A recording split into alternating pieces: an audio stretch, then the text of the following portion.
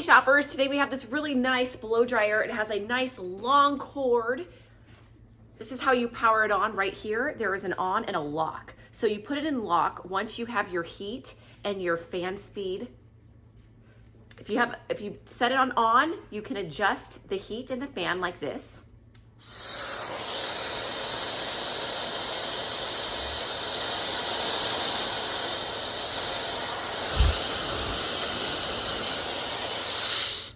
Once you put it on lock mode, you cannot adjust it. There's also a cooling, so when you want the heat to be cold, you hold this button down. This is magnetic, so you don't have to deal with plastic moving parts or breaking. There is 3 attachments that it comes with, and it magnetically attaches to the end. It's a nice travel size, lightweight, and I love it.